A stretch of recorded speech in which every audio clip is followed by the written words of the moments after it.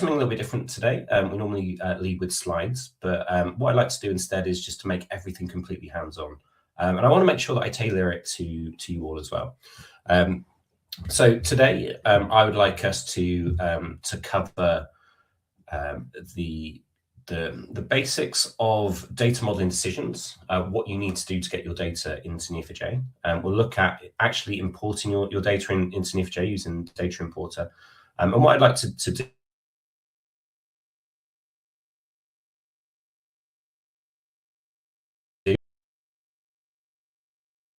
this workshop with some data in mind, and we're going to work on like a movie recommendations data set. What I would like is when we break out, I'd like you to look at your own data as well. So if you have any CSV files, if you have any data in a database which is exposed publicly, we'll walk through that and how to do it, and then I would like you to look at your own data. As Sam said, I'm Adam Cowley. I'm the Manager of Developer Education at Neo4j. For the last,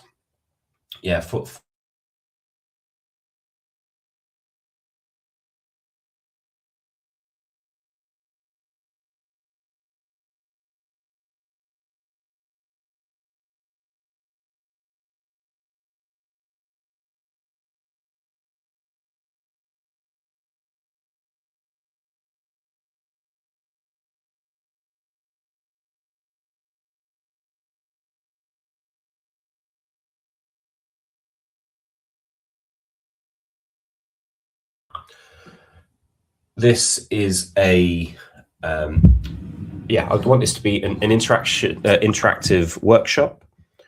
There will be plenty of opportunities to ask questions.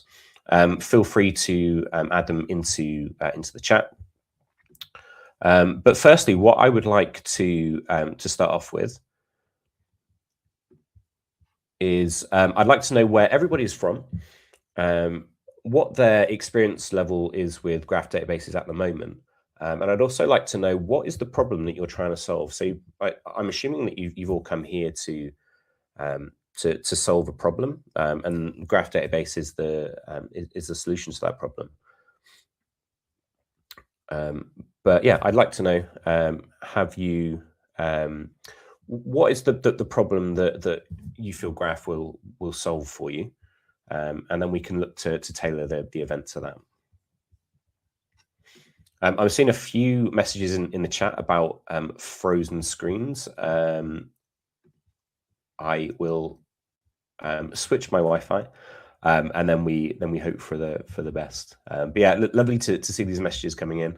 Hey Hanka from Heidelberg in Germany.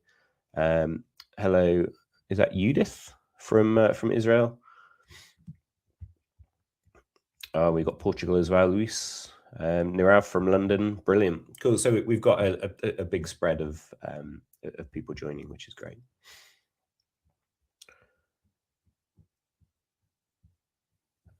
Cool. And so I'm going to make some assumptions during this session, that you all know the basics of nodes and relationships, what those things are.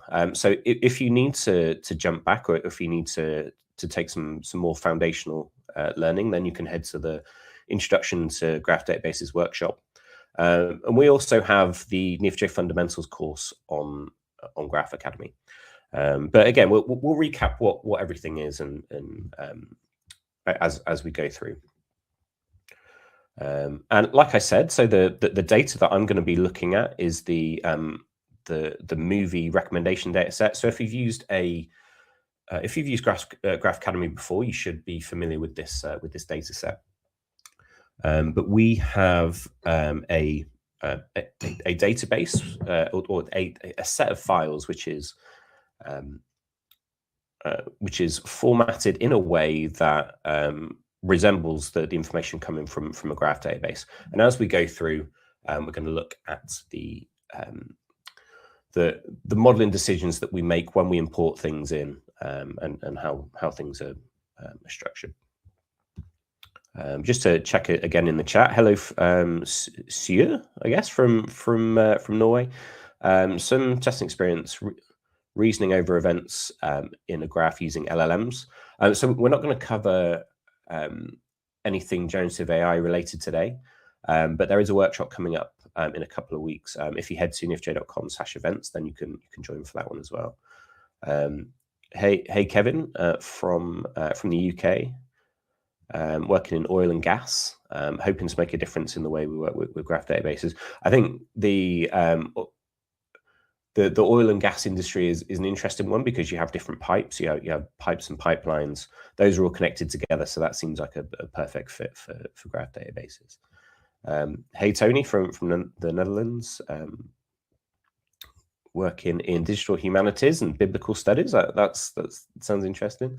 Working on graph databases with Text Fabric, I can absolutely point you towards another member of the Graph Academy team who will be perfectly placed to help you with very specific questions. Awesome. Okay, so I'm hoping that everybody has managed to get access to that data.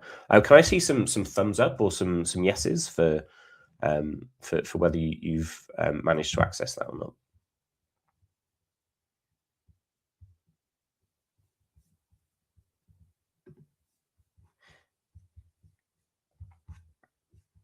Cool. And so everything that we covered today is something that we have on Neo4j Graph Academy. So Graph Academy is our online training platform. There are, I think at the time of recording, 30-something courses on there, maybe 35 courses, around all different topics around graph databases and then generative AI. So I like to say that we use knowledge graphs and generative AI to teach people about generative AI and knowledge graphs. But everything that we will cover today is covered in a course on Graph Academy. So if you need more information on a particular subject, if you want to dive back in, if you want to refresh yourself later on, the URL for that is graphacademy.neo4j.com. Cool. And yeah, so I want this to be a hands-on experience today. And I'm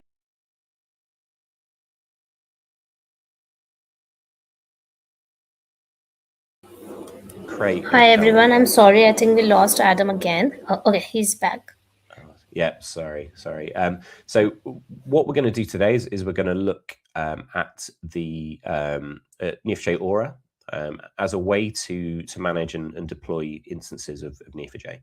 So I'm going to go through the same process as you, and I'm going to create a new account so we all see the same thing. But the first thing I'd like you to do is head over to console.neo4j.io and then create yourself an account. If you already have an account, then feel free to use that one as well. But I'm going to head over to there. So when, sorry, bear with me a sec.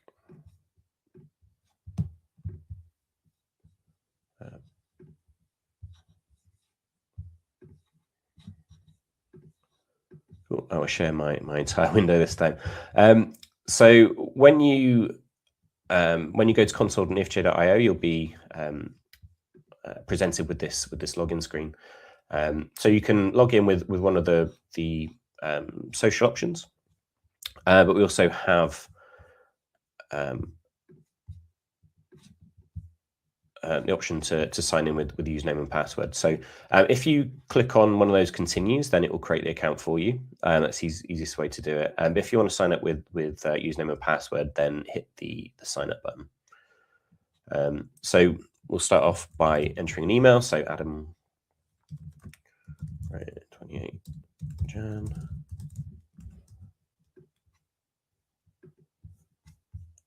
And then you'll be asked to verify your email address, so the code will come through to your email address. So mine has arrived already. It may take a couple of minutes for you. Then once you've done that, it's just a case of creating a password. And I'm going to create a super secure one. and use that to sign up. I'd love to see in the chat when you get this, when you get to this stage, let me know, and I'll pause for a minute to allow you to create your account. Adam, can you share the URL with me so that I can publish it to everybody who might have missed it? Yeah, absolutely.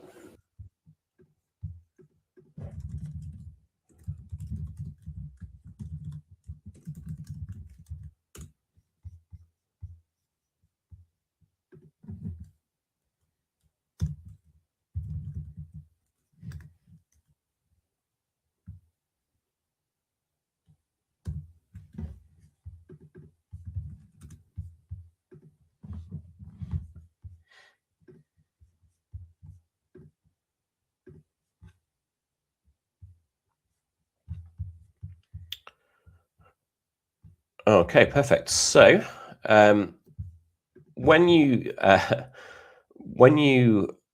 register to or the first time you do that, you go through this onboarding flow. So if you've already created an account, you won't see this, but a nice thing about this is this gives me an opportunity to explain what a graph is.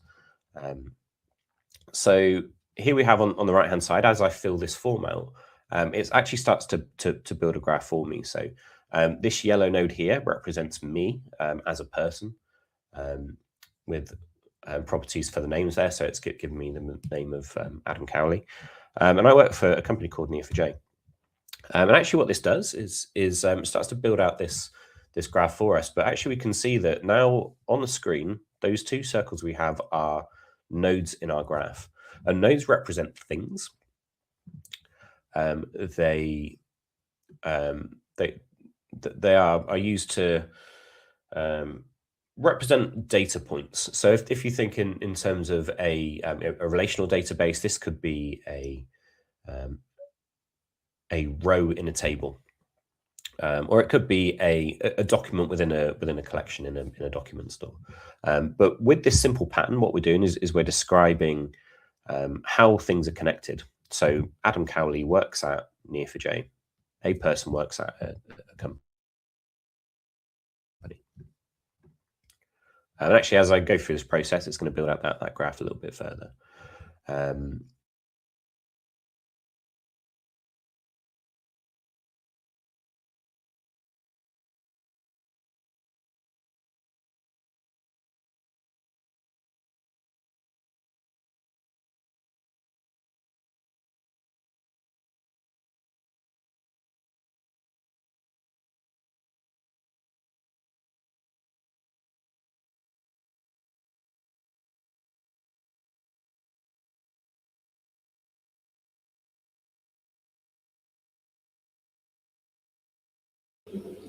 Hello everyone. Sorry for the disturbance. I think Adam is having some trouble with his Wi-Fi. Can you just give us some seconds to fix this, please? He will be right back.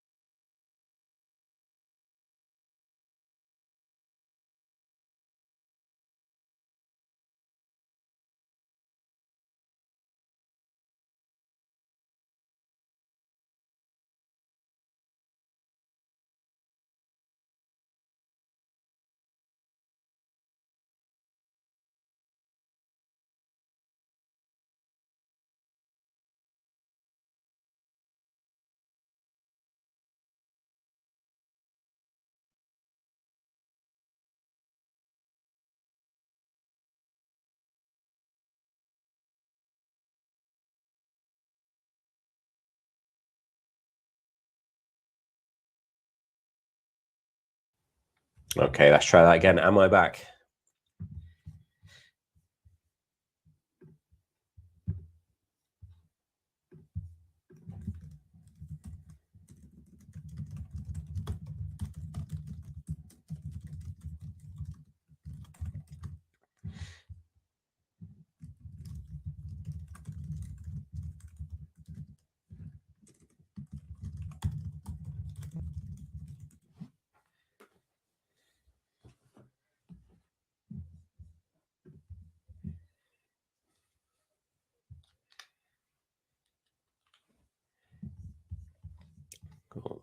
So yeah, great point. I will share the link.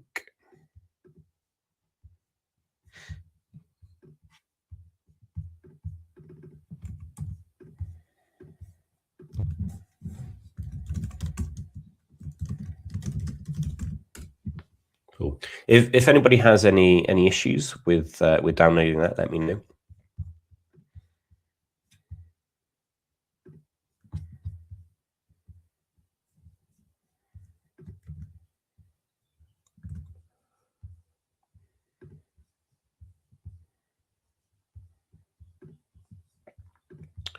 Okay, but hopefully by now, technical issues aside, you should be seeing this screen. If you're not seeing this screen so far, then absolutely fine. We can look at how we create instances as we go. But I would like you to create a free instance. So Neo4j Aura allows you to create instances for for development and testing purposes. So there's a limit to the number of nodes and relationships that you can have inside inside a database. So it's 2,000 nodes and 400,000 relationships. So that's going to be perfectly fine for how we're going to work today.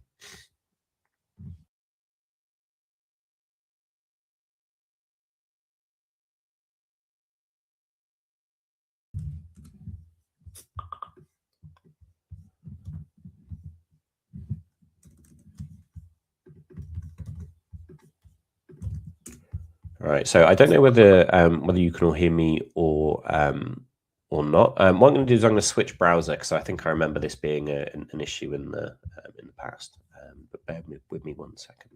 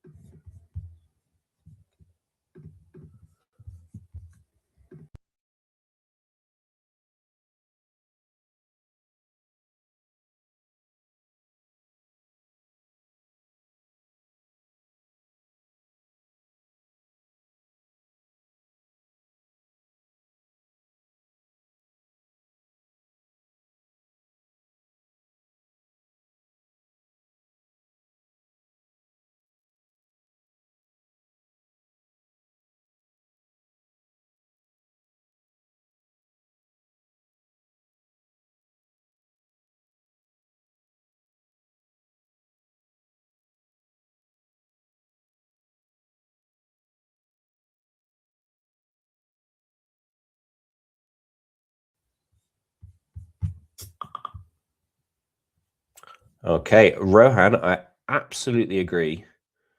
The network is horrible. I apologize for that. Hopefully we can work our way through. So I will share my screen again.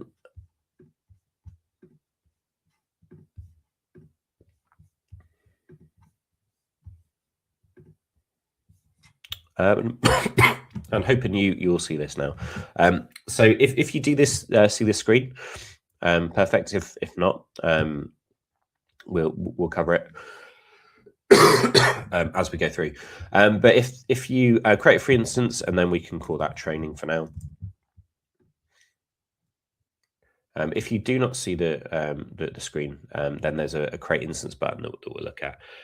But you will have an instance created for you with a username and password. Now, while you're using the Aura console, you won't need to enter a username and password. We have seamless login through Aura to your instance.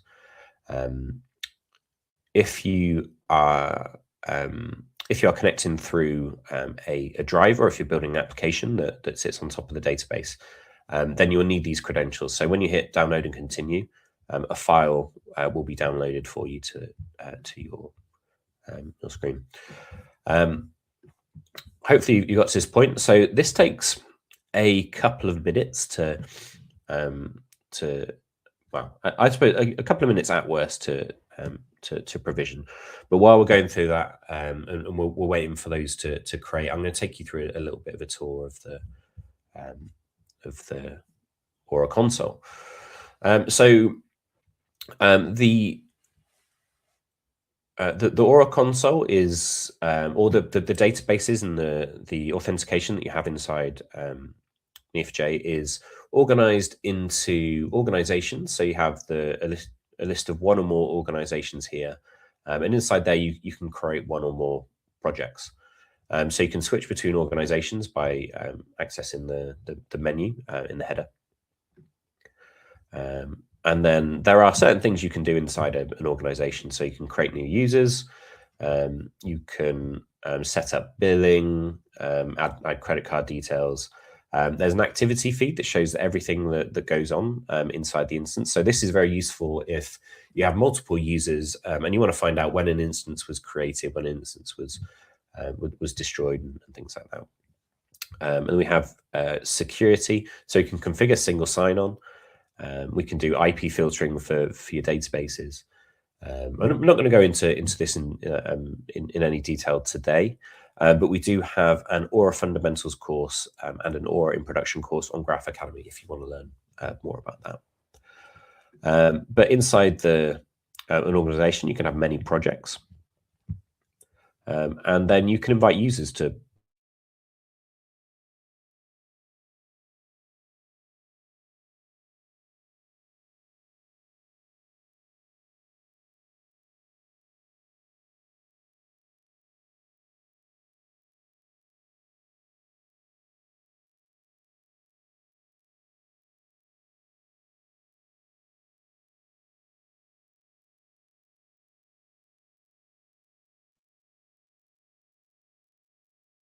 a tab for getting started. So this is just a guide if you're kind of stuck, if you don't know where to start. We start off with importing data and then querying data. So this is exactly what we're going to be looking at today. And that importing data button takes you over to the import tab. We also have sample data sets in there. If you want to learn with a pre-built data set, then you can use that. We have a developer hub. So if you need access to developer resources, for example, we have 5 official drivers and also community drivers. And you can click to view the installation instructions and then how to create the database instance from there. So like I said, that the file that gets created when you create the instance, it will provide you with these credentials. And that's what you would use to then connect to the database from outside of the Aura console. Okay, and then we have, so the data services side is all about the data that you store in Neo4j. So the instances tab allows you to manage and create instances. So if you didn't see the create an instance flow when you onboarded, you can create a new instance by clicking here. So this gives you a few options for how to create an instance. So we have the professional option, which is for building smaller applications. We then have business critical, which is more for kind of enterprise. Prices obviously go up as you go from there. Professional gives you a single instance of Neo4j, whereas business critical will give you a cluster, and then the amount of features that you have from there expand. And then, so this is grayed out for me. You can have 1 free instance per user for development purposes. And you can see here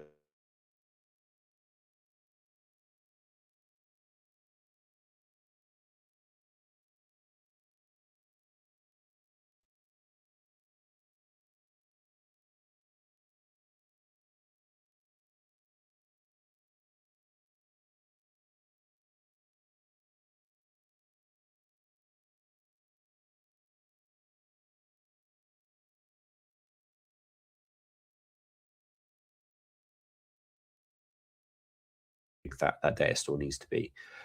So if you want to know more about that, then head over to the Aura in Production course, where we talk about sizing in more detail. There was a question in the chat I saw about enabling a plugin, so GDS and APOC. So there is a so for anybody that doesn't know what APOC is, it's a library of procedures and functions that allow you to interact with Neo4j and to basically do things that are too difficult to express in Cypher or impossible to do in Cypher. So that is enabled by default, or there's a subset of functions and procedures which are enabled by default.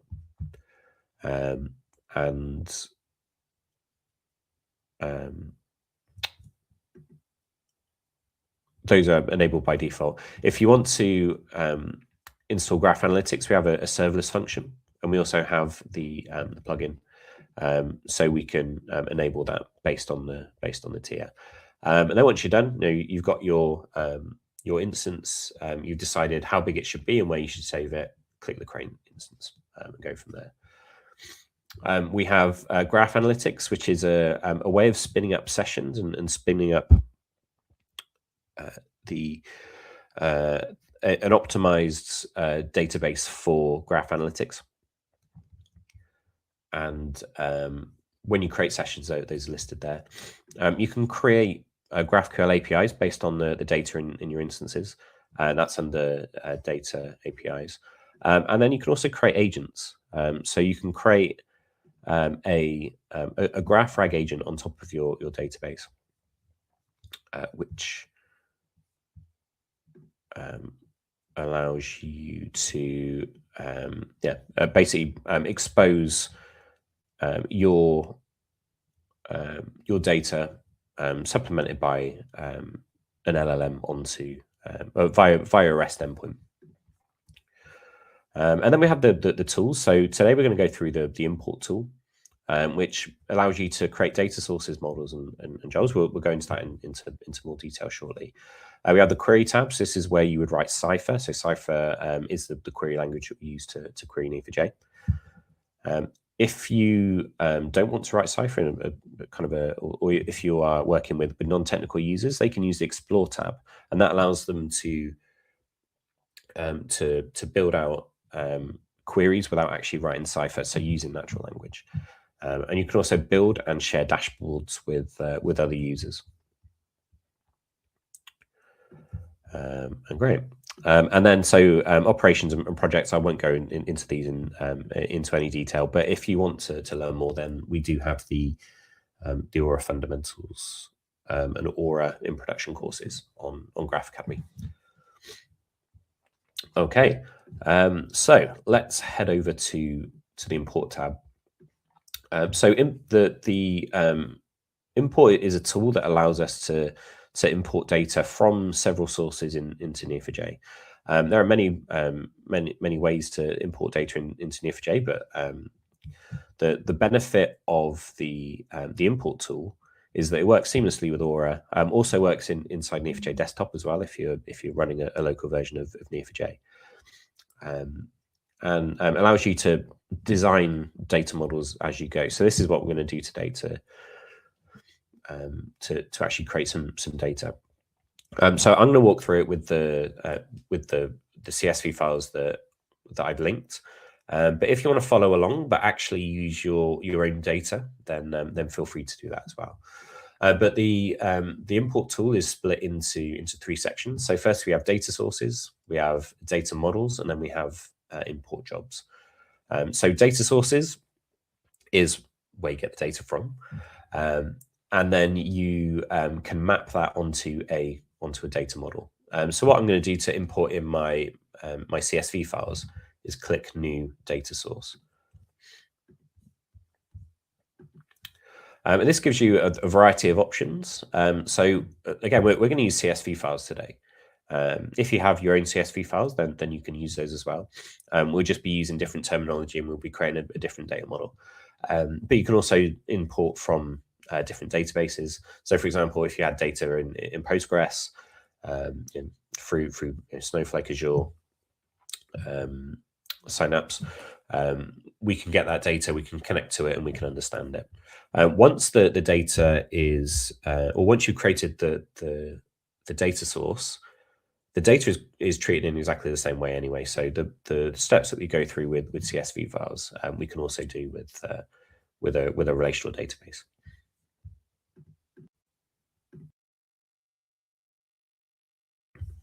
Okay, so I'm going to click CSV files, and then this gives me the option to browse.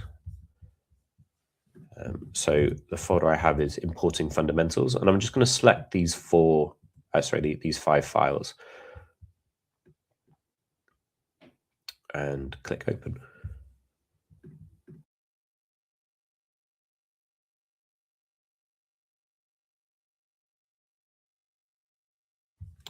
And a question in the chat of can this be achieved in Neo4j desktop as well, or explicitly in Neo4j Aura? So you can do exactly the same thing in Neo4j desktop as you can in Aura. It's exactly the same thing. You build out your data model, you connect to data source, and then what you can do is you can export the it's like a zip file or a JSON config, and then import that into your Aura project as and when you need to.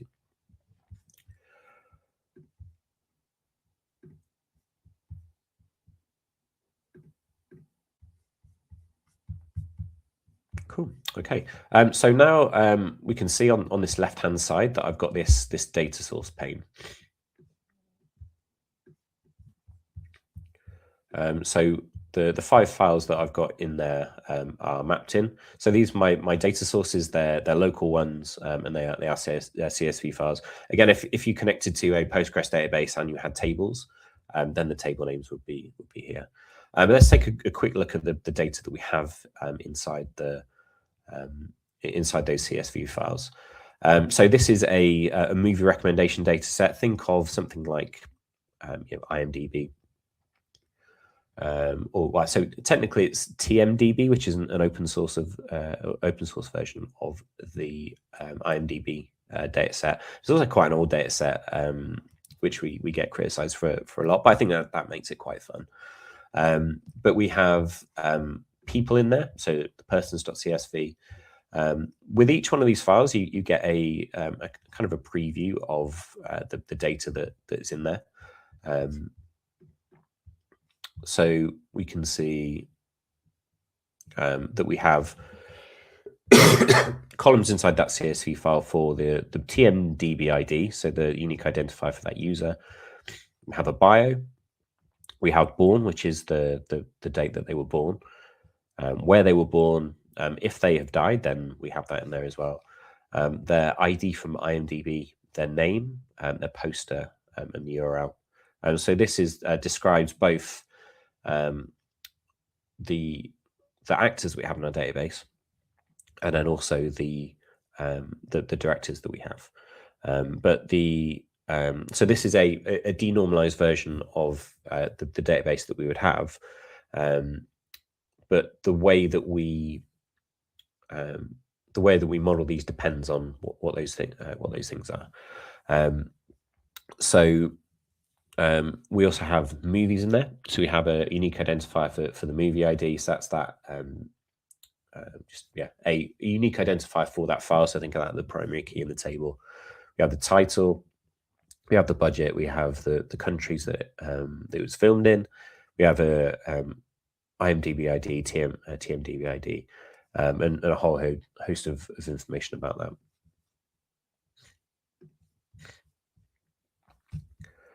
And then we have we have the acted in table, which describes. So think of this as like a many-to-many relationship between the persons table and the movie table. But this describes who has acted in a movie and then the role that they played inside that movie. Now the same thing for directed. So we have just the foreign keys, so the movie ID and then the person ID. And then we also have ratings in there as well. So we have a denormalized list of users, the movies they've rated, and then the rating that they've given as a as an integer. So for this one, for example, we may have user ID 630 in the file many times, and the import tool will allow us to denormalize that. It will take care of that step for us.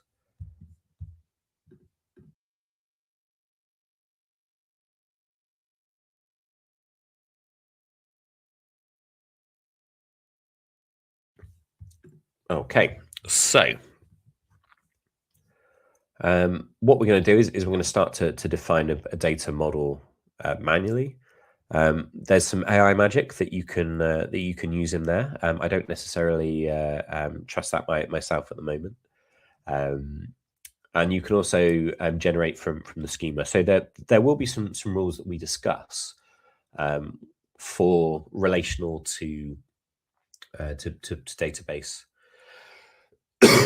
Sorry, relational to graph database.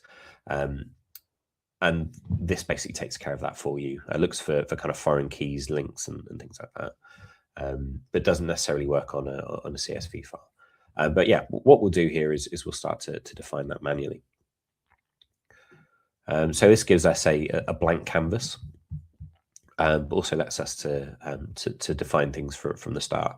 So what we're doing is we're now building a data model. So from that graph model section of the three sections.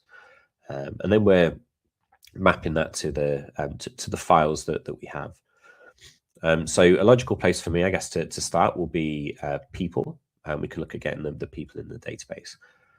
So we're defining a node. We can define a label. So labels are a way of grouping the data inside Neo4j. So rather than data being stored in a table or in a collection, we have this concept of a node. And a node can be anything. It can be two things at the same time. Probably not the best way to model, but they are treated as single individual entities in their own right. And the way we group those is by label. So, for example, in this case, we're going to look at person. This could also be a product in a product recommendation database. It could be a user in a social media database. But labels are just a way of grouping nodes together. And because the file that we're going to map this to defines people, I'm going to call this a person node. Now, in this case, we have a we're kind of making a conscious decision to call it person. In a relational database, you would probably call it, or you call the table that holds this data on the plural. For example, like people, customers, products. The way that we suggest the kind of naming conventions in this is that we have a singular. We always use the singular because these nodes sit in isolation. We have this one label describes this node as being a person. So that's the kind of reason for that. I'll map that to the table or to the data source that we have, and we call that persons.csv. We can apply filters if we need to, based on an exact match, but we're not going to do that today. And then we can start to map the properties that we have to the from the file into the database. So if I just I can add them one by one, and then I can define the name of it, and I can map it to the column in the table. Actually, a quicker way to do that is just to click map from table, and then we can select the information that we want there. So I'm going to take in the TMDB ID, the bio, they're born, where they were born. I'm going to be optimistic and skip the died date for today. I'm going to skip the poster in the URL. Once I click confirm, I get this list here. So when you map from table, the data importer will look at the examples of the data and try and guess a type. So, for example, for the TMDB ID, in this case, it's a 3. Based on the first X number of rows, it's worked out that it's an integer. But if you do need to change that for any reason, then you can.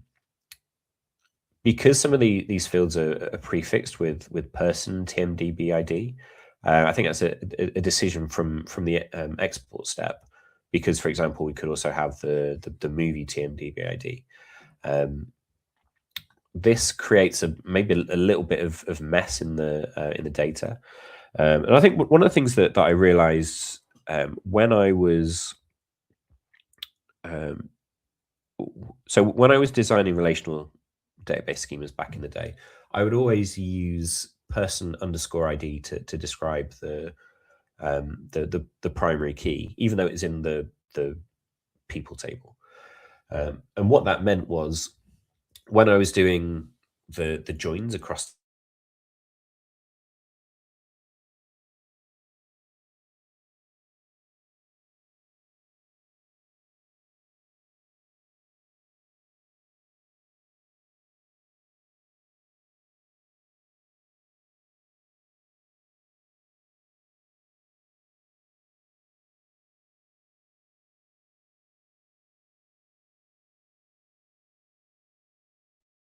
for any reason, you can just click on this pencil and then remove that, remove the prefix.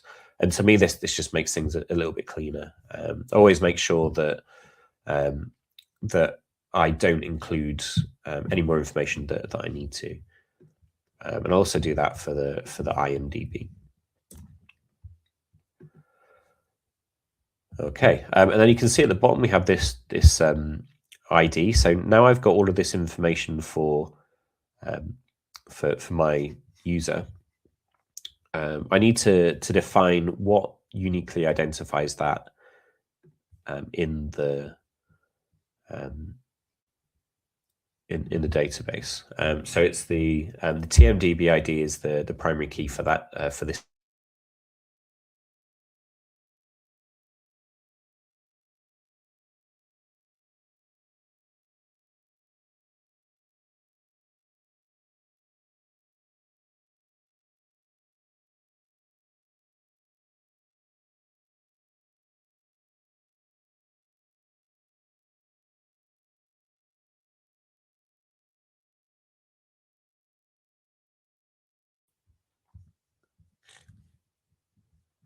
Okay, and because that is ready to go, I can then either just run my import, and it will go in, or I can click this run preview button, which allows me to preview the import. If I do preview all, I can also preview selected. I'm going to put it into my training instance, which is which I already which is now which I created today, which is now ready to go. I'm going to take the password from my file.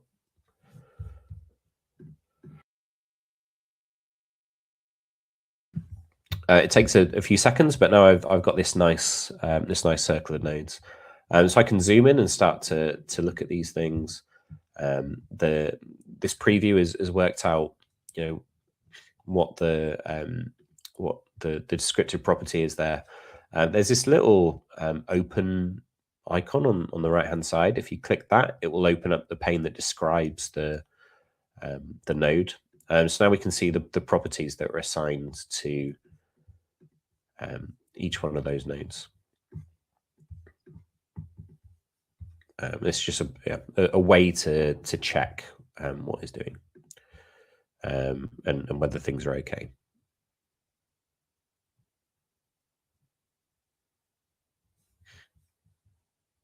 Cool.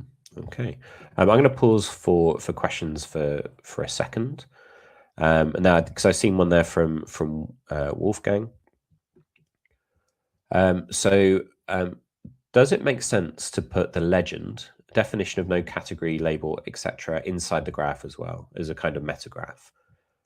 Here, like person is not, use this the other way around. I suppose one thing I'm going to say today is that it depends. Like it always depends, right? It depends on what you want to achieve with it. I would say that for the legend in this definition, that would be something that's better served within business logic or within your application code rather than in the database itself. That being said, if you have a hierarchy of categories that you want to query through, then it would make sense to do it that way. So I wouldn't necessarily store the ontology or the taxonomy in the database. That would be something that's described elsewhere. Really, all we're doing is we're storing the data in the database. I hope that answers the question. If it doesn't, feel free to ask a follow-up.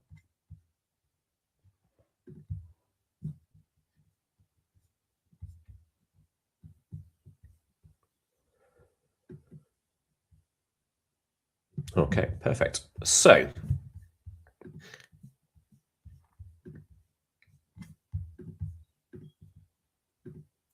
there's also a comment there from Nigel. Sorry, but I don't see these chat questions. I think what we're doing is we're on the platform we have a tab for chat, and we also have a tab for Q&A, and I think we're all putting the chat in the Q&A, if you know what I mean. So yeah, I mean, feel free to switch over to that tab, to the Q&A tab rather than the chat tab to see the questions. Okay. Has anybody managed to get some data into Neo4j, either the data that we're looking at the moment or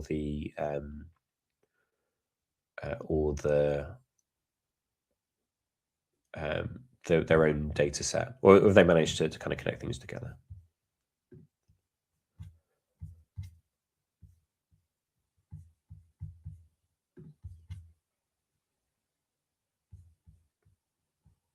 Cool, perfect. I can see a couple.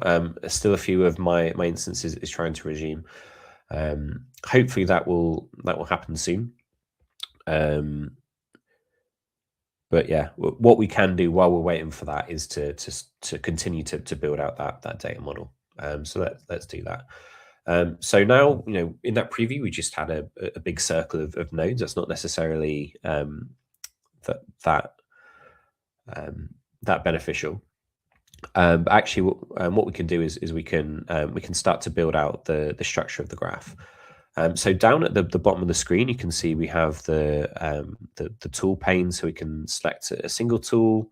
We can use the box select to select many things. We can zoom in and out, and then we can zoom to or reset the zoom to fit the model. One way you can add a new node to the database is you can click this Add Node Label button. If you need to delete that for whatever reason, then you can use the bin or the trash can to delete that. But my preferred way to draw a relationship between two nodes is if you hover over a node on the to the outside, you get this kind of halo. If you hold your mouse down and then drag, you can then draw that relationship. So you're creating this relationship between the first node and the second one.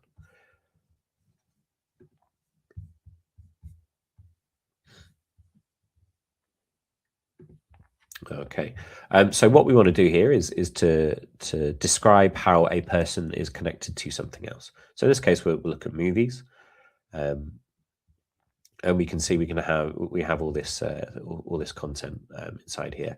So we do exactly the same thing to map the movie. So we call this movie. We want to map from the movies.csv file. Again, we can filter if we need to, and then we can map from the table. I'm only going to select a few things from this. We've got the movie ID, the title, and then we can take the let's just say the budget. Let's take the genres as well. The ID that we have.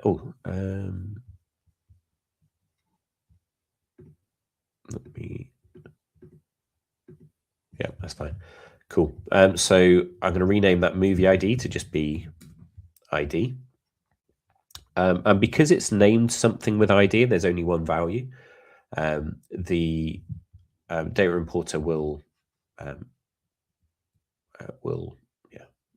assign that for us automatically. We can see now that the work there is done. We have this tick. So if I run my preview again, so now I've got this big circle of nodes, but I've got two colors. I've got the kind of darker green and then the lighter green. So the lighter green is the movies. We can see the information we have there, and we have the people nodes. This is great, but we need to kind of describe how these two fit together.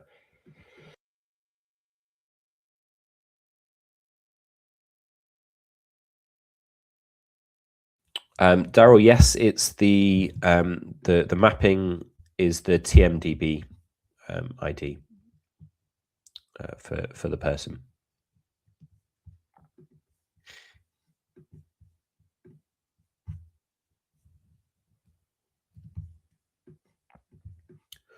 Okay, perfect. So yeah, now we need to describe how these two are mapped together. So we have two types of relationships between, or kind of described in these tables. We have the acted in and we have the directed.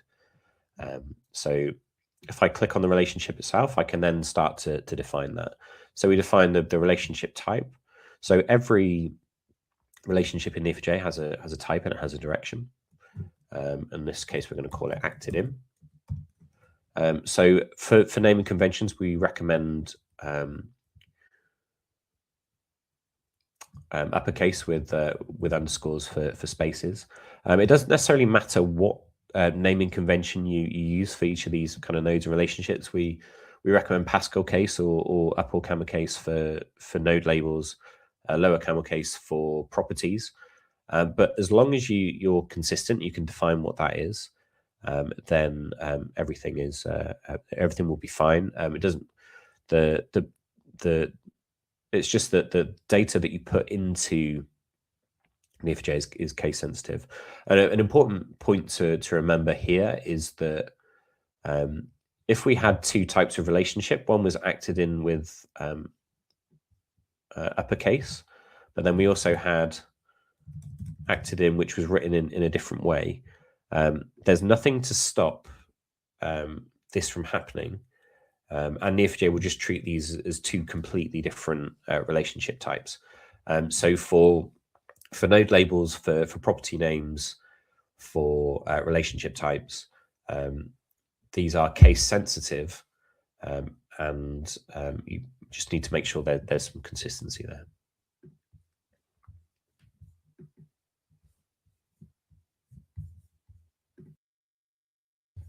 Okay, so for this acted in relationship, so we've defined the type of acted in. We select the table that it comes from, so the acted in.csv file. Then we can define how these two are linked. So the acted in has two foreign keys, the movie ID and then the person TMDB ID. So again, this is why we use the TMDB ID as the ID on the person table, because that's how the mapping happens. But I can say that I want the from the person TMDB ID column, which maps to the primary key inside that table. And then 2, I want that to be the movie ID. And then we can see that this is mapped together. If I do a preview of this now, rather than just seeing a circle, we can start to see patterns in the data. So we have movie Black Sheep, where we've got David, these 4 actors, including David Spade. We have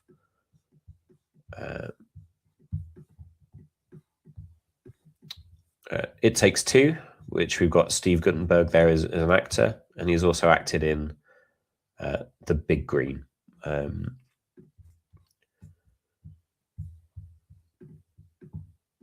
With John Terry. So already what this does is it allows us to define a shortest pattern, and this is something that we can't do inside and efficiently inside any other database technology, right? So we can say, what are the connections between J.O. Sanders and Kirsty Alley. So we can write a cipher statement to actually find that, but we can actually visualize that and understand it as well in the graph. So already we're kind of looking as we've got a little bit of a graph there. Once you're happy with the import, and click Run Import, and then obviously you get an error message. I wonder why that is.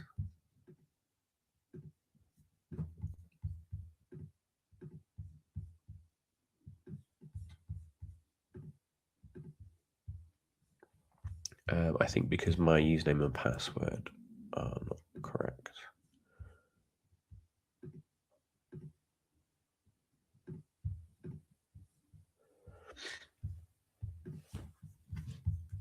So for my training database, it should be the value from that text file. There we go. So yeah, I'm not quite sure what happened there in terms of the connection. Maybe a copy and paste error. But you can preview the import without actually having a connection to the database. But as soon as I clicked import there, I can see that the import is now complete. It happened in 1 second, and then it breaks down for each one of those individual files that I've mapped.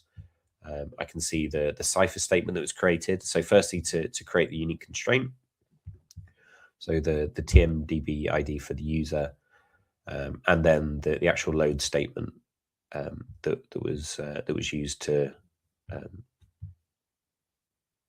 create.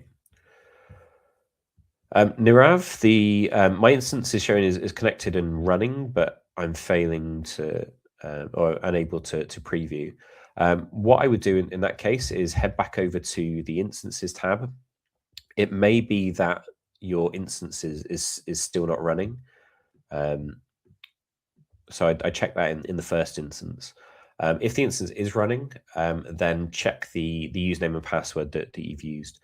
So the way that I reset that password was basically to come out of the importer and go back in, and then that allowed me to connect again.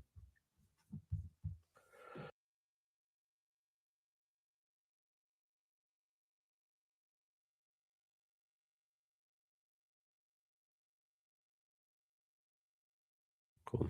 And then Mariana, to preview, there's this little eye icon which says Run Preview. You can either preview all of the import, or you can use the box select to select a certain proportion of the graph and then preview the selected.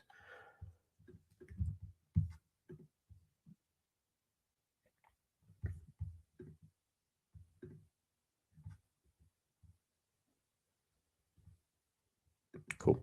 Yeah. So in this case, the preview graph will show the whole of the network.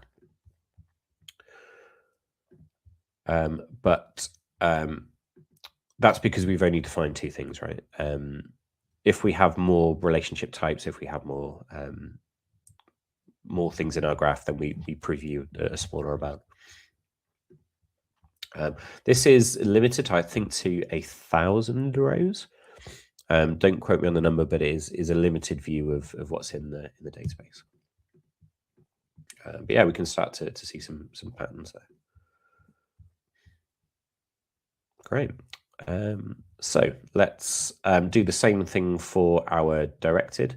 So inside this this data model, the person will be in this persons.csv file. This is a denormalized list. So what we can do in this case is just draw another arrow across. So first go into individual select mode, find the halo, and then drag across. So if you do it just to anywhere, if you're not precise about where you drop, you'll get a new relationship. But you can see it if you go over to the other node, it kind of binds to it if you get close enough, and that draws that second relationship type. But this type is going to be directed. it comes from the directed.csv file, and then I map from the person TMDB ID and then to the movie ID. And now if I use the multi-select tool,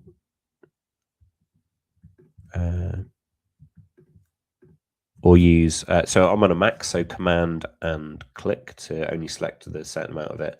Now if I do preview selected, it should just show me only the directed rather than the acted in as well. If I preview everything, then I'll see acted in and directed relationships together. So that's the nuance and the difference between the two.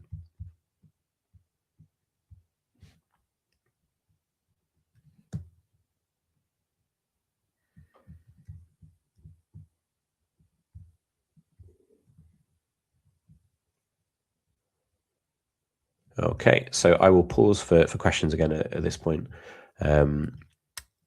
So a question from William. Is the load statement to load data? Like for example, I am connected to my Snowflake data source. If I run the load statement that it creates, can it then feed new data? Yes and no. So you'd use this for a full import in this case, and it just runs and gets everything from the file. So you'd use this for the initial import. If I click the run import button and it gives me the Cypher statement, actually what you can do is you can take this Cypher statement and then build it into either an ETL tool or an application like through one of the drivers that allows you to only load the diff. So, run every hour and then pull in the data from the last hour. And then it would just be a case of connecting to Snowflake or wherever the data is, running or finding the diff and then feeding it into the Neo4j driver.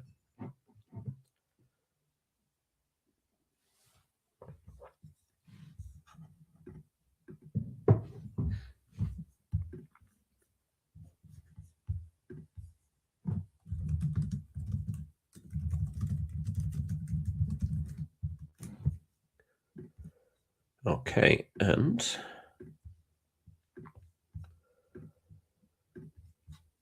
if I go back in, so how do I create an instance?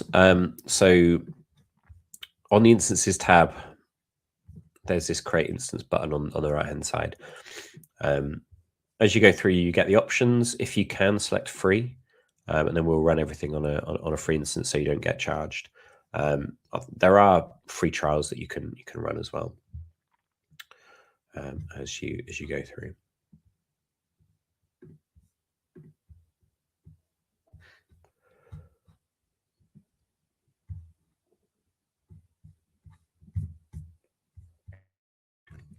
Okay, so yeah, interesting one here from Redmond. So apologies if I miss because if I arrive late. So at the moment, we seem to have imported CSV bridge tables, directed and acted in. Once we have created a graph DB, will these bridge tables be populated automatically or not used at all if I update the tables using Cypher queries? So once this import is run, it's there and it's kind of finished. You can create import jobs which run in the background. At some point, we will be having the ability to schedule these via an API, but at the moment it's a single run. So you would have to load or open up the data model and then run the import as you go.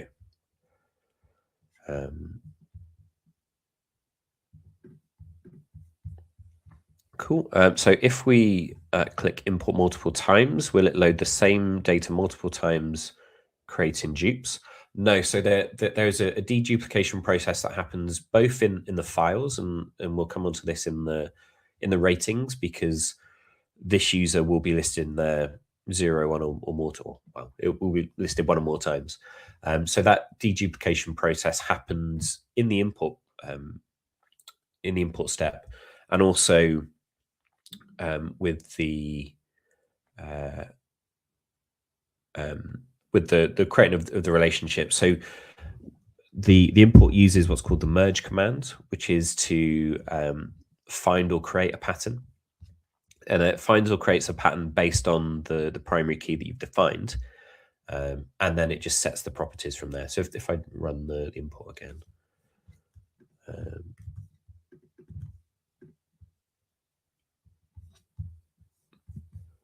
then we can see that it is so merging the movie node based on the movie ID that we have from the CSV file, and then setting these additional properties on there.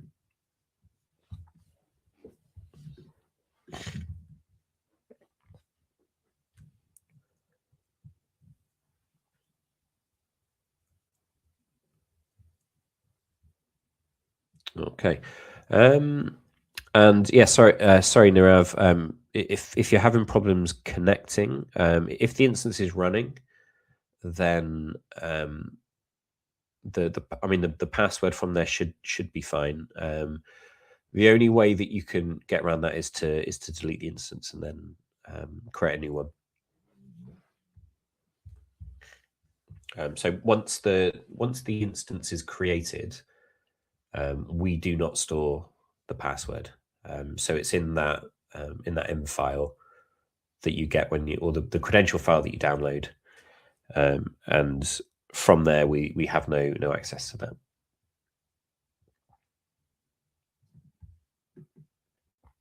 Okay, and then question from Kevin again. So can we add another label to the same node, as a person can be an actor and a director in this interface? Now that's a very interesting question, with a little bit of nuance. So I think we should definitely dive into that. So in the data importer, we have this kind of mass import, and everything is predicated on the kind of like overarching or the parent node. So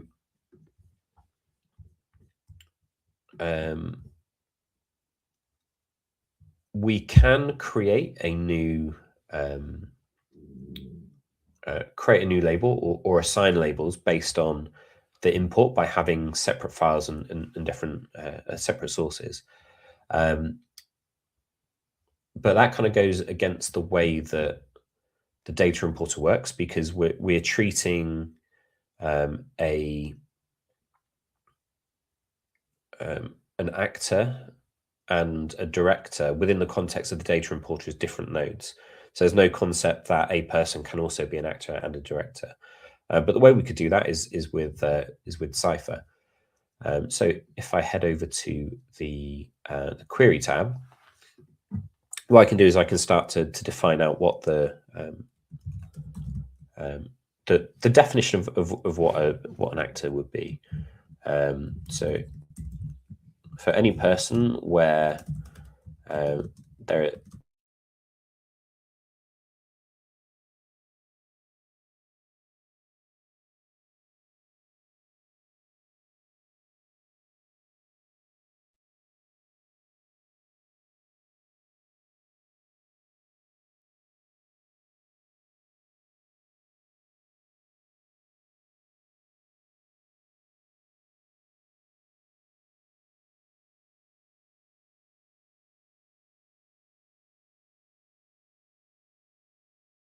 is set a new label of that to be actor,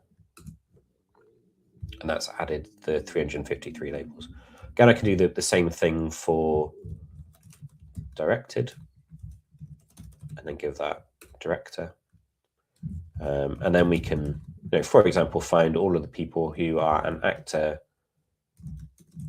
and a director.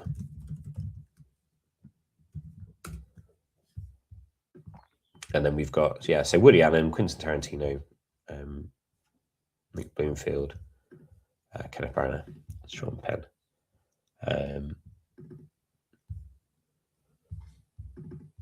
we can see what they have acted in.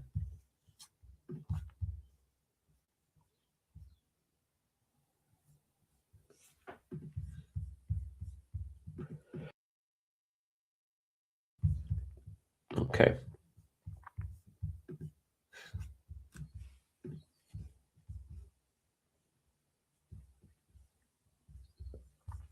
Awesome. So let's head back into the data importer. I think so. Let's take a look at the ratings next. So, like I said, this is a denormalized version of a user table, and the rating table. So, in a relational database, what you end up doing is the irony is that in a relational database, the relational databases don't handle relationships well, which is ironic based on how they're named.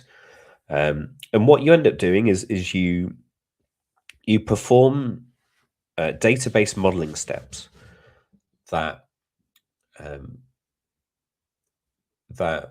mean that the problem that you're trying to solve has to fit the underlying technology. And that's not necessarily ideal. And you're almost using well, like if you have a hammer, then everything looks like a nail.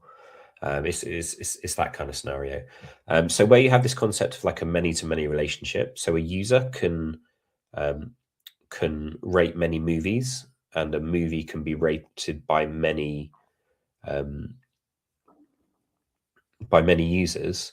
You have to create this table in between, and in this case, that table only exists to hold to make sure that the technology fits the kind of use case. And in that case, it's not too bad because you can call it the rating table, and things are fine. But if we look at the Northwind database, for example, so this is a database that it's like, I think it's an SQL Server example from like the 90s, I guess. I think it was like a Microsoft Access thing. And you have like this concept of like first party entities. So you have user customers, you have orders, you have products, but the order details table only exists there to build the bridge between these two tables. So an order can contain many products, a product can contain many orders. In that case, like the naming is fine, but like the most difficult problem in like database administration and database software development in general, I guess, is naming things, right? Naming variables is hard.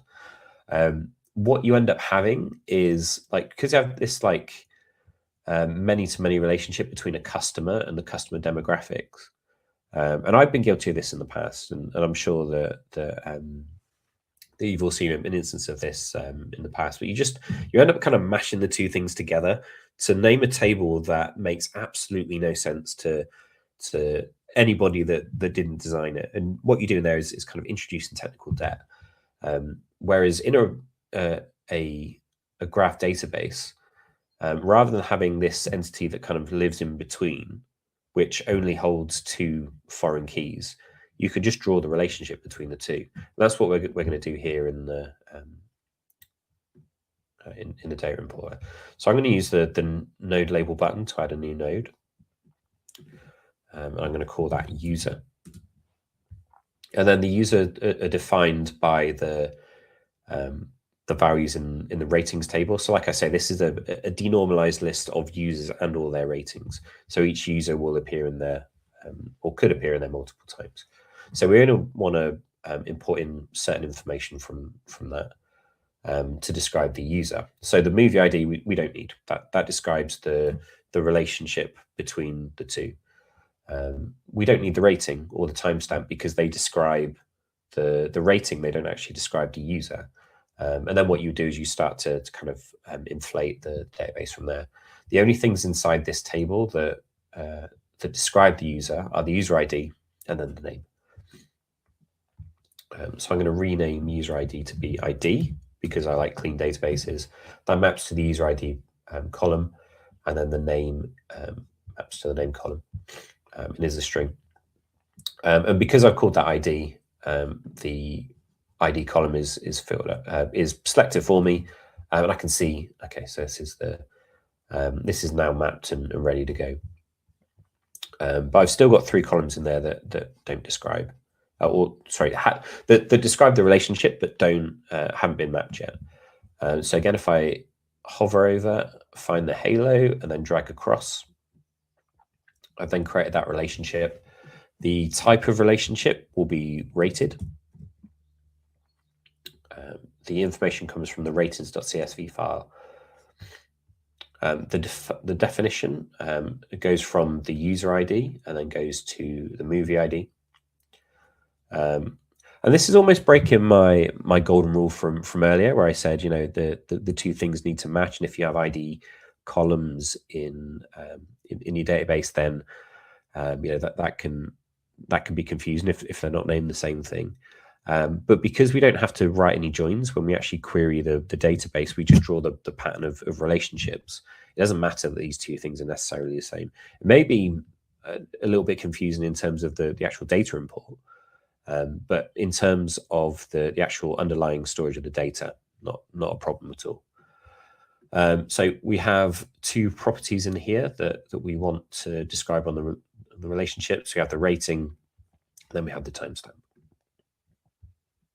So I can see that tick there, which says this is now mapped. So I've got all of my columns here with a dot by the side. And then if I preview that again, paste in my password.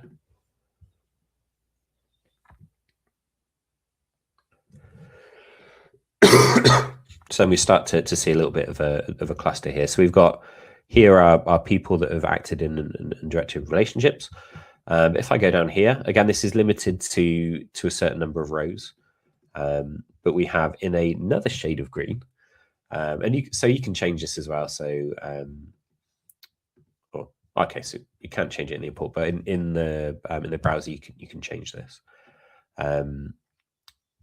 We have these users, and all these ones kind of clustered in the middle are users that have rated both of these movies. So take this as an example. So Robert Brooks has rated Jumanji and given it a rating of 4. And if I can find that one, so that one there, as also that user also rated Toy Story. Yeah, Toy Story with a rating of 4 as well. So we're already starting to see patterns there in our data. Okay, so if I click Run Import now, that'll run through again and import those in. So now we can see we've got from the ratings.csv file, we've got the user. So we've got 3,594 users. And then we have for the rated relationships. Oh, no, sorry. We have, so 3,594 rows for the users. But what that's done is it's deduplicated the users, and there are only 560 nodes, or 560 unique users inside that file. But for the number of ratings, there's no duplications there of mappings between the user and the rating. So we have created 3,594 relationships, which matches the number of rows in there.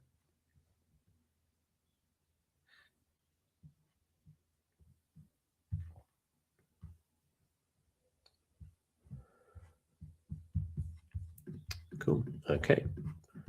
So I'm going to pause for a couple of minutes for reflection, for questions, and also to get myself a drink. if you have any questions, feel free to kind of pop them in the chat. If you have managed to import in some of your own data as well, I'd love to know how you're getting on, how you're finding the process. Cool. I'm going to put a timer on for 5 minutes, and I will be back shortly.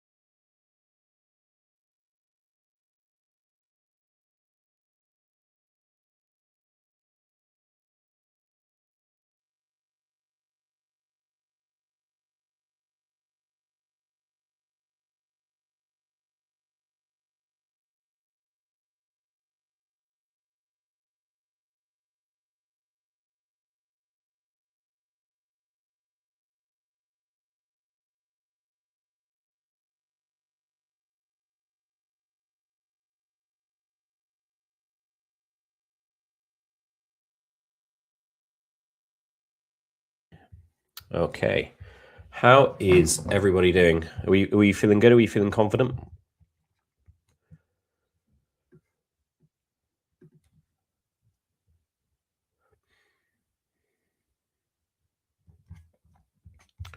I am. So I'm seeing a few messages in the graph about individual kind of modeling decisions. I think what I'll do now is I will jump into some slides about why graph data modeling, the what and the yeah, essentially the why of why we do what we do.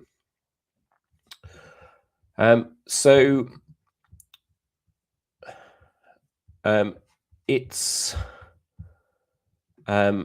when we import data into a graph database, we have the opportunity to look at data in a different way. But how we actually structure the data is predicated on how we, or the kind of questions that we want to answer, and the way that we can model data inside a graph database and schema optional database is by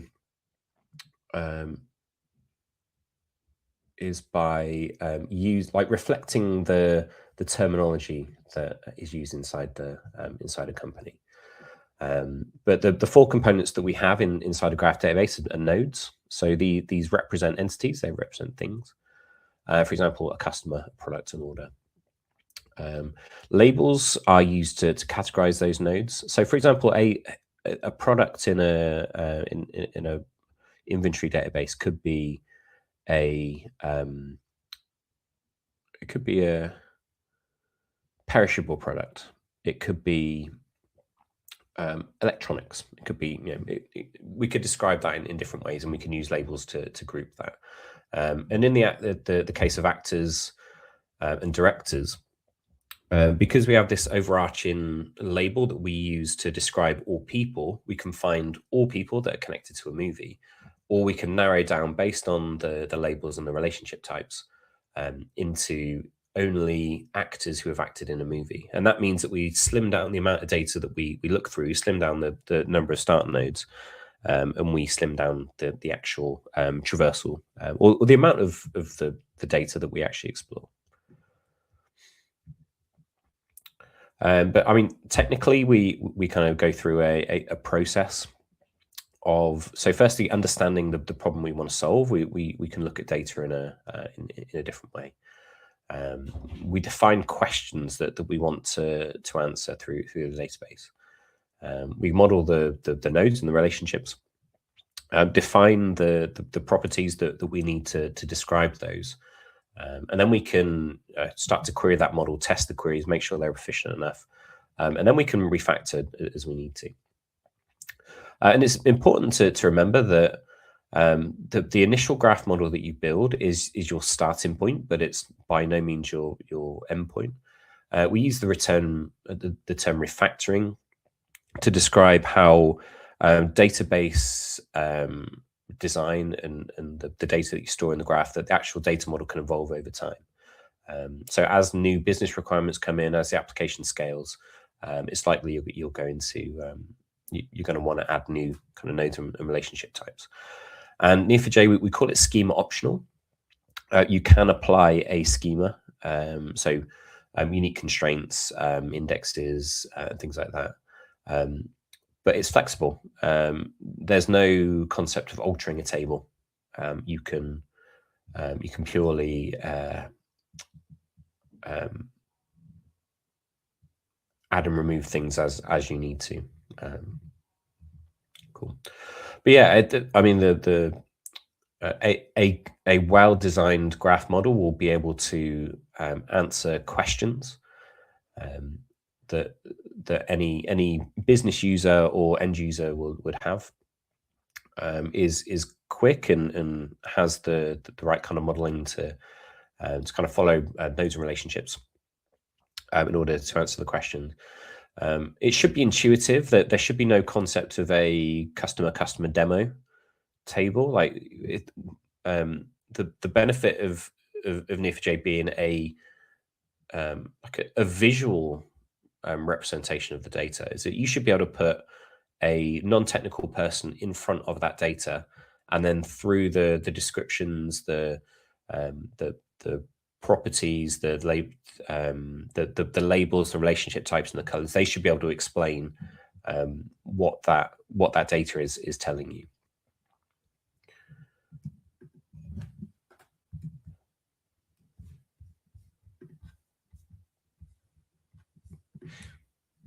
Okay.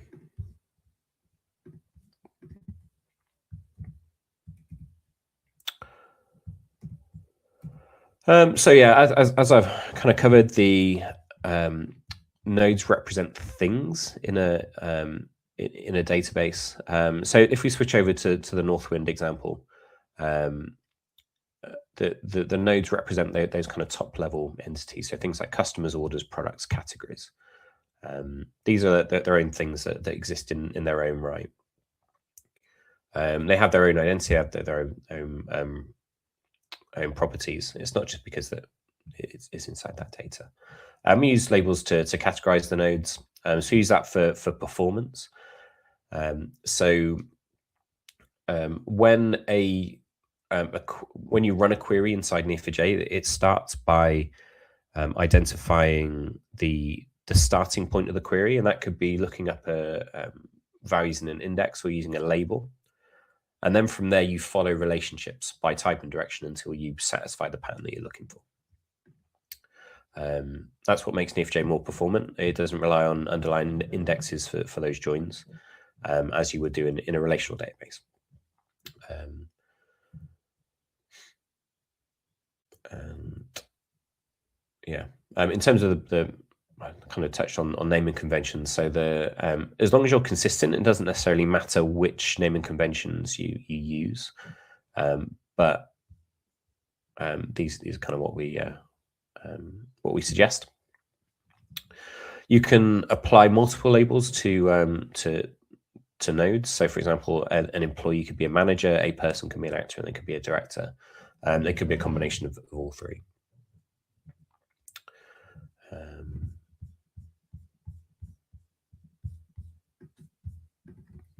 Cool. And then there's really the concept of the kind of golden rules and when to break them.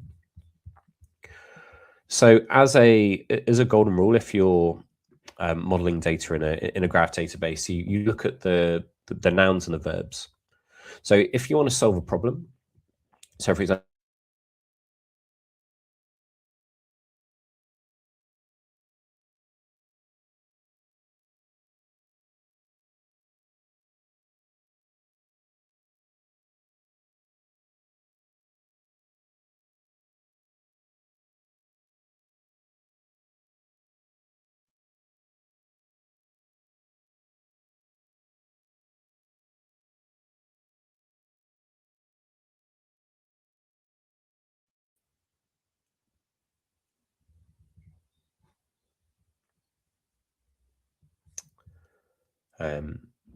and then so we use the verbs to describe the nodes,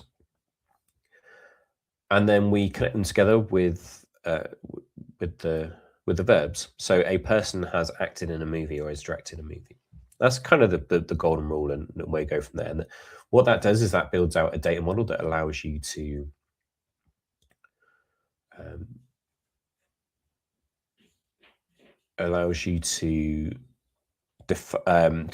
talk about and reason about the model. And then that allows us to define those kind of one-to-one and kind of define those relationships. Bear with me a second.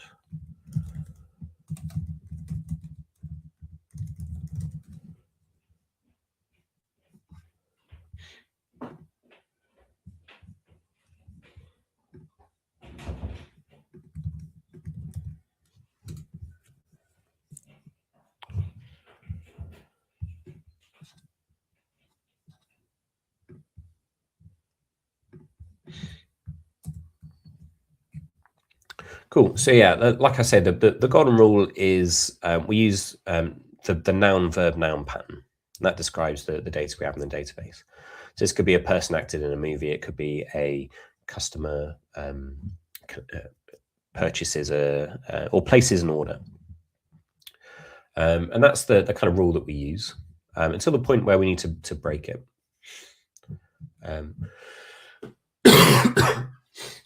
Where it may be good enough to know that in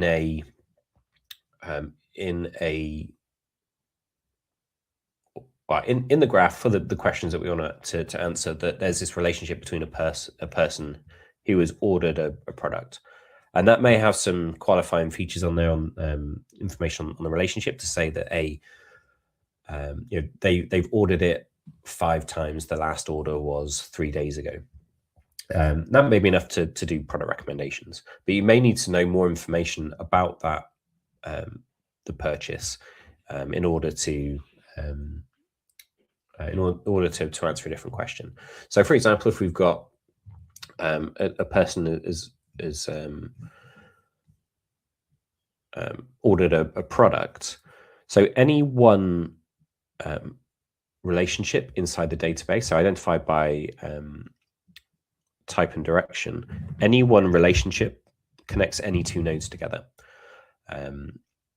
You can have multiple relationships between 2 nodes, but any single relationship can only connect 2 nodes together.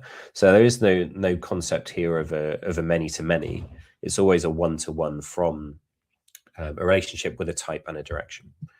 But in the example of a person may have ordered a product, or if you need to know more information about the where they've ordered it, how they've ordered it, who facilitated the order, you then just switch up your terminology and what you're using. So rather than a person purchased a product, we can create this node in the middle. So a person has placed an order, and the order contains a product. So we're just expanding on the kind of terminology we would always use in the data. And then what that allows you to do is to, sorry for the missing image, but allows you to understand more information and create relationships from this order node to other things. So that order could have a store that it was purchased in. It could be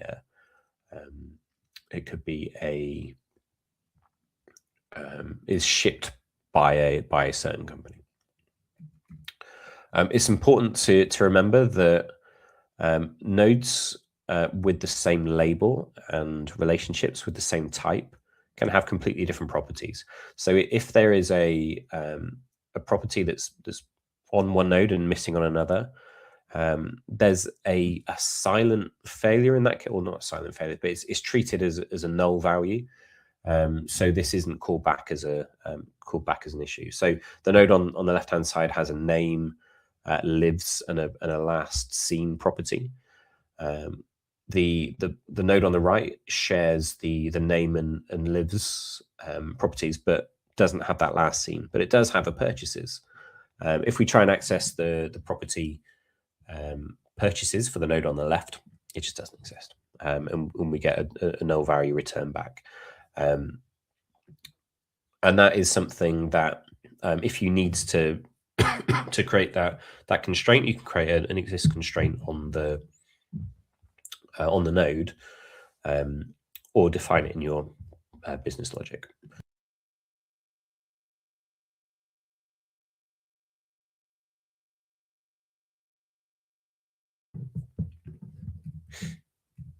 Okay. And yeah, so like I say, we can have we can segment the nodes in the graph by using many labels. So a person could be a person and an actor, or they could be a person and a director. It could just be a person. I saw the question from you, Stuart. So why wasn't the user a person? It may be the case that the user is a person, but in this data model, they are 2 distinct things. So a user that logs on to the website with the username and password and creates a rating has no concept or no mapping to the person who acts in the movie that they've rated. And it may be that you do that for your use case, and you could very much merge the two nodes together. In this case, it's just a definition of how we define the domain, that these two things are separate entities with separate properties, and they perform different roles within the graph.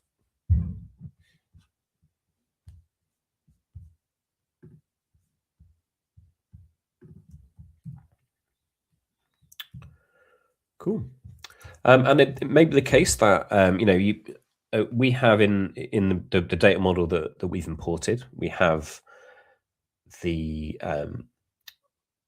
countries. So I think we also have the genres from the movie as a pipe separated list in the on the node. So there's always this question of what should be a property and what should be a node in its own right. And it may be fine that you have you just want to read the information back, and you have just a movie with a property on there, which is languages, which is English and French, and that could be fine for the use case because you only want to read that information back. Another example would be an address. If you have an address associated with a customer, or with an order, for example, then it may be good enough just to have address 1, 2, 3, 4, 5, zip code, country as properties on that node, because you only ever want to read that back. But if you want to answer a question like how many people live at an address, how many orders have been delivered to a particular address, then you'd extract out that or kind of create that concept in the graph and use the properties, extract the properties out to be a node in its own right. So that can either be something you do by referencing the data source, or it could be something that we do with Cypher. So I think we can probably jump in and do that as an example. So on the movie, we have the genres, and that will be at the moment just a list.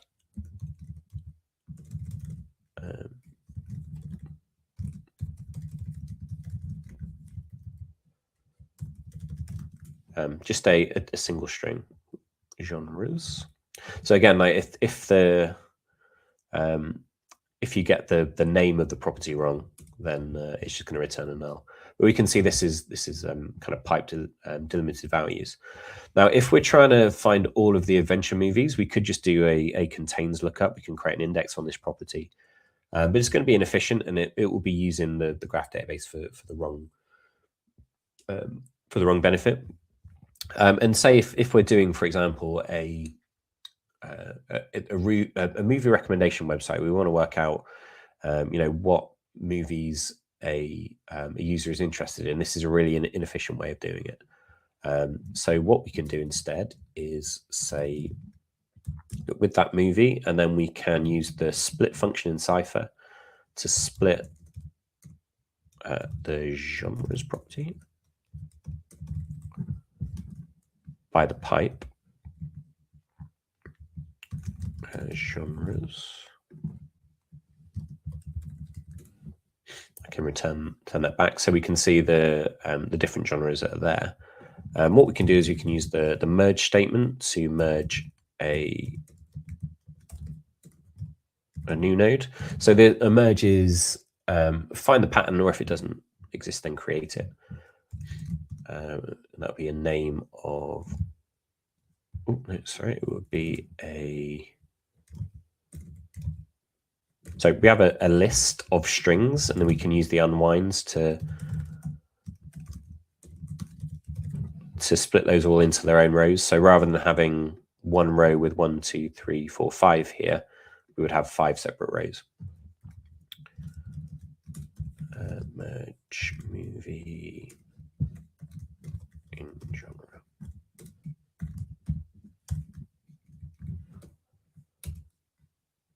And then that's merged out. So I've now in this case created 17 nodes, 212 relationships. So if I just return the count of genre nodes, that should give me 17. Yeah. But now what that allows me to do is if I look at movies that are in a genre,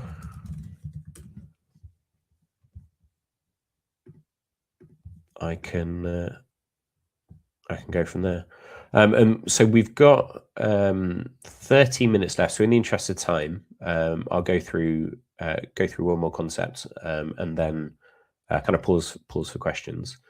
But yeah, so I suppose what I want to do and leave you is before the end is to give you a question that you couldn't have answered before, which you can now answer with the structure of the graph, and a complex, I suppose, almost to a certain degree, a recommendation algorithm that would be really difficult to write in a SQL query, for example, or you have to write a stored procedure to actually perform it, which is only a single line of cipher.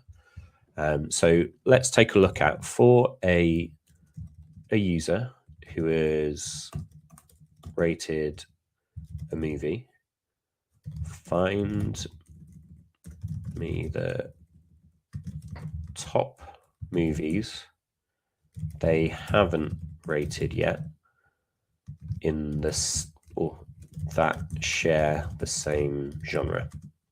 And in theory, this is a single line of cipher. So let's start to build that out. So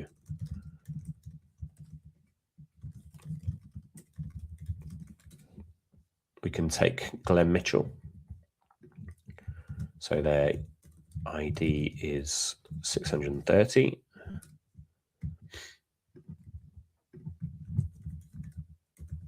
They have rated a movie.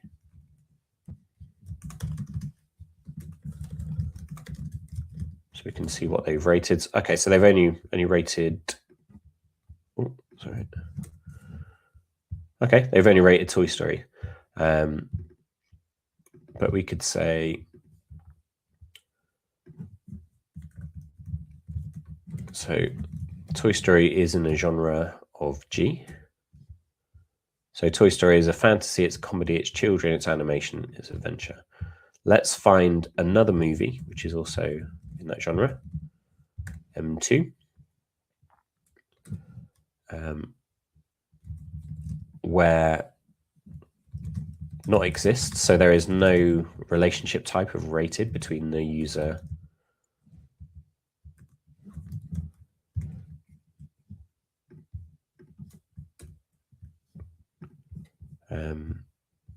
so in theory they've not watched that before. This will be a novel thing for them,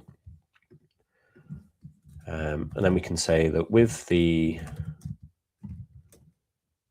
user, with the movie that they've rated, a collection of the genres, because there'll be more than one genre.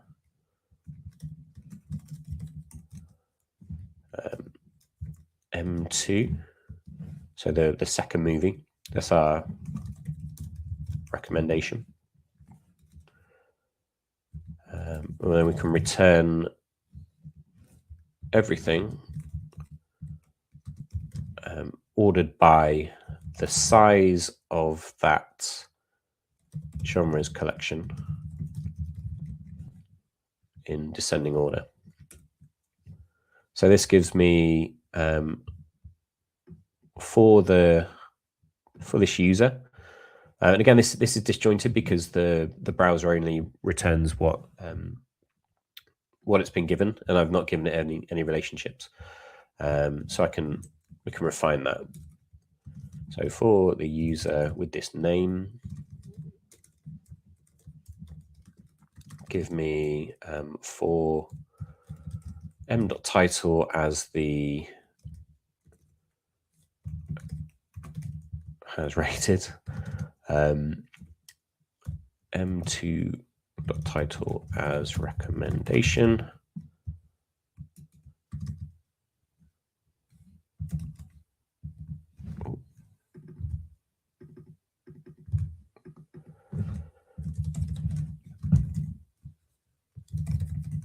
the count of the genres in common.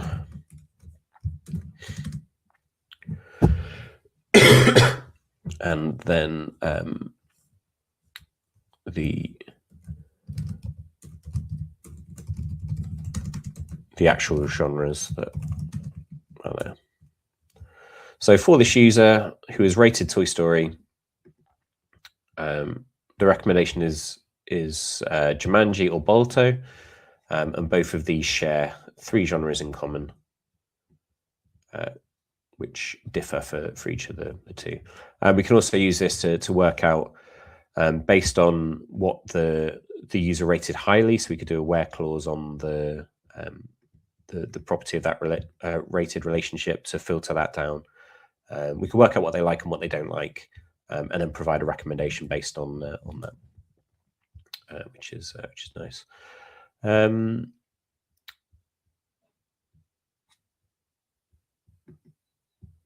Cool. Okay. And then relationships are it's the kind of bedrock. It's the secret source of Neo4j. When you define a pattern in a graph database, you follow that pattern by relationship type and direction. So once you've reached that first node, you can have generic relationships and you can set properties on them. But actually accessing those properties is what becomes expensive. So if it's a case that, in this case, we've got, a user has rated a movie, that could be, we could use that to find all of the movies that the user has rated, or we can create a more specific relationship type. So this allows us only to follow the relationship where the rating is 5. So one of the examples I like to give for this is in banking, for example, you have different types of bank account. So you could have a customer holds account, but then you would have a current account. You would have a savings account. So these would be specific relationship types inside there. And then it means that you can either go to all of the accounts that the user holds or the customer holds, or you can go to a specific subset.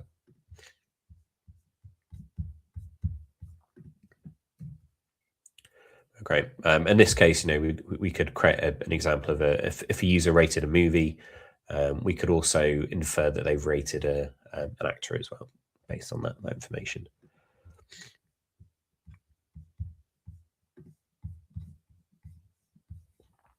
Okay, so that is the end of my my slides.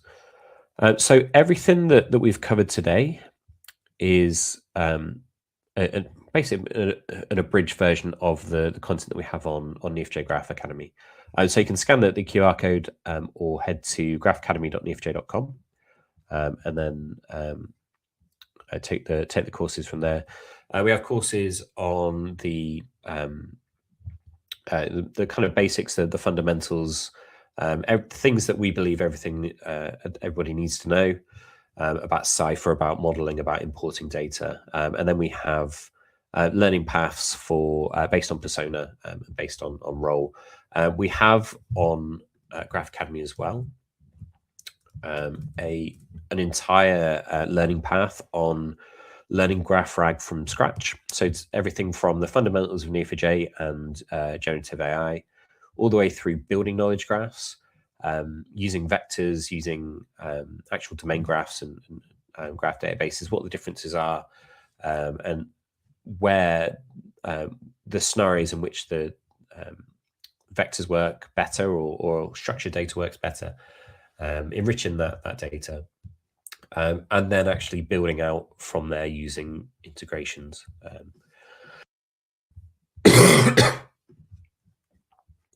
Cool. Yeah, so I appreciate you all coming to join us today. We have a series, or I think this is second in the series of training. So if you want to know more about those, head to neo4j.com/events, and you can see everything that we've got coming up. If you want to get with me on LinkedIn, that's my my profile there on the left-hand side, or feel free to drop me an email, adam@neo4j.com, and I'm happy to answer any questions.